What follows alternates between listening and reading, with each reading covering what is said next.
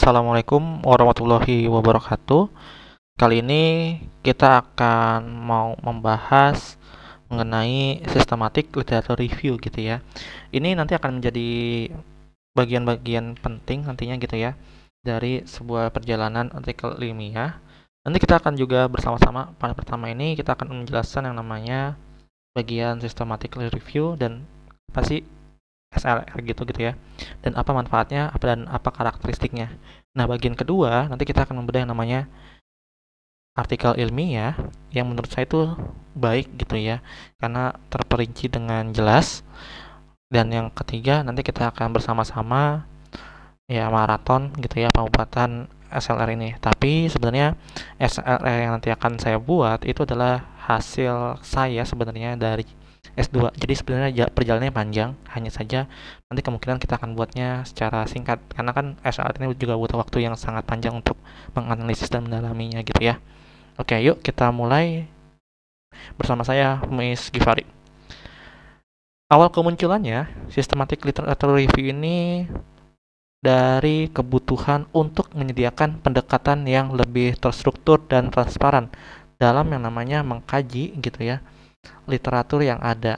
Nah, teman-teman gitu ya, konsep awal pada LSR ini berkembang di bidang kesehatan, khususnya melalui ilmu kedokteran berbasis bukti atau evidence based medicine gitu ya. Nah, salah satu tonggak sejarahnya itu adalah berdirinya namanya Cochrane gitu ya, collaboration pada awal tahun 1990-an. Nah, organisasi ini mendorong yang namanya penggunaan metode. Jadi, sebenarnya SLR ini adalah sebuah metode penelitian ya, yang sistematis untuk mengumpulkan, mengevaluasi, dan mensintesis bukti-bukti dari penelitian sebelumnya gitu. Nah, artikel pertama yang secara eksplisit menggunakan pendekatan SLR ini gitu ya, ada namanya di Anthology Early Chronicle Review gitu ya, tahun 1988 hingga 1993. Nah, artikel ini dilakukan di bawah payung Cochrane ya Collaboration, sebuah organisasi yang didirikan pada tahun 1993 untuk mendukung pendekatan sistematis dalam review penelitian di bidang kedokteran gitu ya. Nah, selanjutnya ada yang namanya panduan. Nah, panduan ini dari Barbara Kitcham gitu ya tahun 2004 melalui artikelnya yaitu Procedure for Performing Systematic Review gitu ya. Nah, artikel ini memberikan pedoman sistematis untuk mereview literatur dalam rekayasa perangkat lunak yang kemudian ini menjadi sebuah acuan dalam disiplin ilmu non kesehatan. Nantinya ini sebagai tonggaknya sebagai buat SLR bagi bidang-bidang lain selain non kedokteran seperti pendidikan gitu ya. Nah, tujuan metode SLR. Jadi kemunculan metode ini bertujuan untuk yang pertama adalah mengatasi bias ya dalam peninjauan literatur gitu ya. Yang kedua adalah menyediakan bukti yang dapat diandalkan untuk mendukung pengambilan keputusan. Yang ketiga adalah meningkatkan replikasi dan transparansi dalam penelitian. Nah, sejak saat itu SLR ini berkembang melampaui bidang kesehatan ke bidang ilmu sosial, pendidikan, dan bahkan ke ilmu komputer gitu ya. Nah, kita akan bahas yang mengenai pertama yaitu mengatasi bias dalam peninjauan literatur review. Maksudnya apa sih gitu ya? Kita ambil contoh, misal ada peninjauan efektivitas model pembelajaran kolaboratif gitu ya. Nah, studinya bagaimana? Itu sebuah SLR ini bertujuan untuk mengevaluasi efektivitas model pembelajaran kolaboratif terhadap hasil belajar siswa di pendidikan menengah. Kan biasanya banyak banget kan artikel-artikel ilmiah gitu ya, tapi kita mau ngeliat nih seberapa tidak mengatasi biasnya gitu ya. Nah, apa sih yang menjadi masalahnya? Ini jika tidak dilakukan secara sistematis, peneliti mungkin hanya memilih artikel yang mendukung. Biasanya kalau di artikel kan ya udah kita nulis artikel pendukungnya aja. Nah, yang mendukung tentu aja model pembelajaran kolaboratifnya, tapi mengabaikan studi yang menunjukkan hasil netral atau negatif. Nah, di dalam tes saya, dulu itu ada yang namanya perdebatan teori, dan nanti hasilnya itu kita mengambil sebuah kebijaksanaan dari kedua penelitian yang bertolak belakang. Itulah maksudnya kenapa peneliti itu harus menjadi orang yang bijaksana dalam memahami, tidak hanya mengambil yang positifnya aja, tetapi yang negatifnya pun ya kita angkut sebagai pemikiran kita nanti apa sih yang terbaik dan apa sih sarannya untuk menuju yang lebih baik juga di artikel kita gitu ya fungsinya. Nah, CSLR ini mengatasi yang namanya bias gitu ya. Pertama, itu adalah menggunakan kriteria inklusi dan eksklusi yang jelas, misalnya hanya memilih artikel Trindex Scopus dari tahun 2010 sampai 2003, atau kalau kalian mau coba Indonesia misalkan dari Sinta 1 sampai 4 dari tahun berapa sampai tahun berapa, itu bisa dibuat seperti itu. Selanjutnya adalah melibatkan analisis kuantitatif seperti apa? Vote counting atau meta analisis. Nah, meta analisis ini nanti kita akan buat ya di part yang lain. Kalau kalian memang mau dibuatkan, silakan tuliskan di kolom komentar ya. Nah, selanjutnya ini sebenarnya untuk mengevaluasi hasil dari berbagai penelitian gitu ya. Jadi bagaimana sih, kenapa dia berpengaruh, bagaimana dia efektivitas, bagaimana dia yang lain-lain gitu ya. Oke, nah hasil SRR ini menunjukkan bahwa metode pembelajaran kolaboratif ini meningkatkan hasil belajar siswa dalam mata pelajaran sains misalkan ya.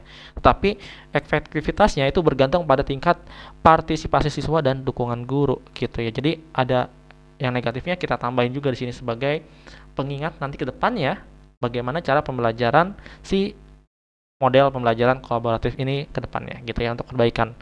Nah, yang kedua adalah menyediakan bukti yang dapat diandalkan untuk mendukung pengambilan keputusan yang kedua. Contohnya apa? Yaitu pemilihan teknologi dalam pendidikan proses pembelajaran gitu ya.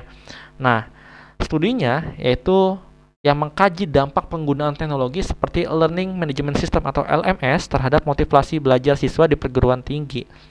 Nah, SLR dalam pengambilan keputusannya itu ada yang pertama adalah protokol SLR. Ini melibatkan pencarian database terkemuka seperti Eric, Springer, atau ProQuest. Kalian bisa cari gitu ya.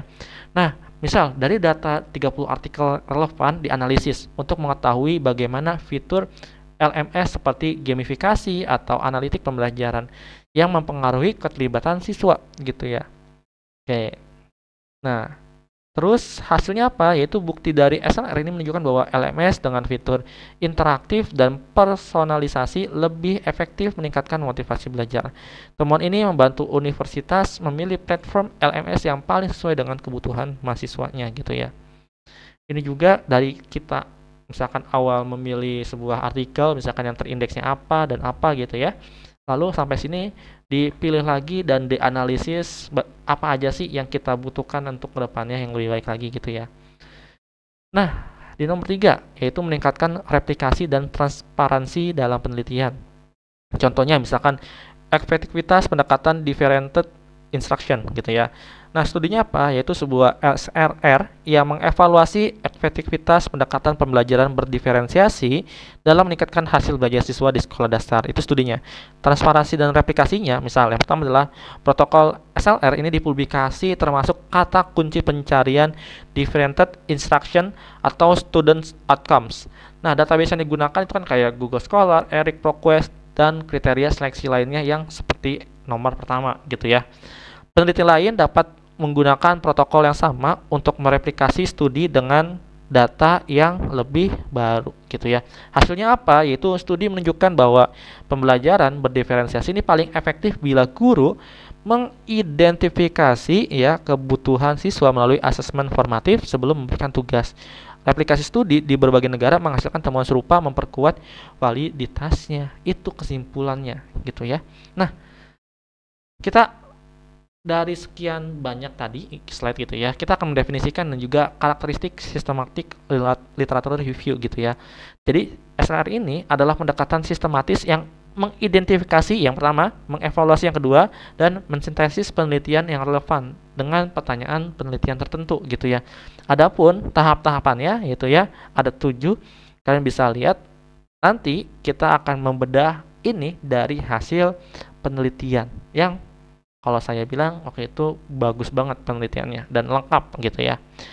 Oke, nanti kita pertemuan kedua ya kita akan bahas. Untuk karakteristik sistematik literature review gitu ya. Jadi yang pertama adalah karakteristiknya protokol yang transparan. Nah, peneliti ini menggunakan kerangka kerja. Kalian buat dulu frameworknya sebelum memulai kajian gitu ya. Terus metode replikasi. Nah, pendekatan ini memungkinkan peneliti untuk diulang atau diverifikasi oleh pihak lain. Misalkan ada kolaborasi dengan dosen lain gitu ya, atau enggak teman kita atau yang lain atau ahli-ahli yang lain. Seleksi yang ketat. SLR ini melibatkan kriteria inklusi dan eksklusi yang ditetapkan sebelum untuk memilih studi relevan gitu ya. Yang keempat adalah sintesis data. Informasi dari studi yang berbeda ini disusun dan dianalisis secara sistematis gitu ya. Nah, dari sini itu kita udah bisa melihat ya bagaimana caranya gitu ya. Penelitian yang dimodifikasi atau direplikasi dibuat ulang oleh pihak lain, apakah ada kekurangan atau kelebihan, seleksi yang ketat, misalkan oh ini kurang pas bagi tujuan SLR saya, mungkin ini bisa disingkirkan terlebih dahulu. Nah, informasi yang berbeda pun dianalisis. Misal ada kalau ini kok bisa gagal, yang ini enggak gitu. Apa sih penyebabnya gitu untuk kedepannya, perbaikan kedepannya. Nah, perkembangan dan penyempurnaan metode gitu ya. Jadi SLR ini telah mengalami yang namanya perkembangan signifikan dalam metode dan pendekatannya. Perkembangan ini melibatkan integrasi teknologi dan perangkat lunak seperti Mendeley, EndNote, dan NVivo untuk pengolahan literatur review secara umum ya, dan juga analisis datanya. Selain itu, teknik seperti meta-analisis yang nanti akan kita bahas di selanjutnya gitu ya, dan tematik analisis semakin sering digunakan untuk mensintesis hasilnya. Pada abad ke-21, SLR ini diadaptasi berbagai kebutuhan di luar ilmu kesehatan seperti apa? Pendidikan, yaitu untuk mengevaluasi efektivitas metode pengajaran. Yang kedua adalah ilmu komputer dalam analisis tren teknologi. Yang ketiga adalah psikologi untuk memahami dinamika perilaku dan intervensi, gitu ya. Nah, fungsi utama systematic literature review apa sih? Ya adalah yang pertama, menyediakan rangkuman bukti ilmiah. Jadi si SLR ini membantu merangkum hasil penelitian yang relevan dalam satu dokumen komprehensif tentunya. Hal ini memudahkan pembaca memahami konteks dan implikasi dari suatu topik tanpa harus membaca semua artikel aslinya. Banyak artikel kalian baca satu-satu, enggak ya. Dan ini juga sebagai acuan nantinya untuk penelitian tesis atau disertasi bisa. Yang kedua adalah mengidentifikasi kesenjangan penelitian. Nah, melalui analisis sistematis ini, SLR membantu mengungkapkan area yang belum terjelajahi dalam suatu bidang sehingga memandu peneliti untuk mengembangkan penelitian yang baru gitu ya. Yang ketiga adalah mendukung pengambilan keputusan. Jadi, SLR ini menyediakan bukti yang dapat diandalkan untuk pengambilan keputusan di berbagai sektor, baik dalam kebijakan publik, pendidikan, atau praktek profesional. Yang keempat adalah menghasilkan landasan untuk meta-analisis. Dalam beberapa kasus, hasil SLR digunakan sebagai dasar untuk meta-analisis yang menyediakan analisis kuantitatif dari studi yang dikaji. Yang kelima adalah menstandarisasi metodologi penelitian. SLR ini menciptakan pedoman yang jelas untuk mengidentifikasi dan mengevaluasi literatur sehingga menghasilkan standar praktik penelitian yang lebih baik gitu ya. Nah, tantangan dan keterbatasannya. Meskipun SLR ini memiliki banyak manfaat, terdapat beberapa tantangan yang dihadapi. Yang pertama adalah waktu yang diperlukan. Proses SLR ini membutuhkan waktu yang cukup lama untuk melakukan seleksi dan sintesis literatur tentunya ya. Yang kedua adalah keterbatasan akses literatur. Tidak semua literatur ini dapat diakses secara gratis, yang dapat membatasi kajian tentu aja ya. Kan ada yang berbayar gitu ya, kita nggak pernah tahu. Dan ada subjektivitas, meskipun ada protokol, interpretasi data masih dapat dipengaruhi oleh bias peneliti. Jadi kejujuran peneliti itu sangat ditamakan untuk objektifnya gitu ya. Dan selanjutnya, aplikasi apa aja sih yang digunakan nantinya gitu ya. Kita kan harus mempersiapkan apa aja yang digunakan. Ya, seperti biasa untuk pengumpulan dan manajemen referensi, kita bisa menggunakan Mendeley, Zotero, atau EndNote. Nah, yang berikutnya nih, kita akan membahas bedah satu-satu. Tapi untuk aplikasi penjelasan lebih lengkapnya, kalau kalian memang mau dijelaskan, ya tuliskan di kolom komentar gitu ya.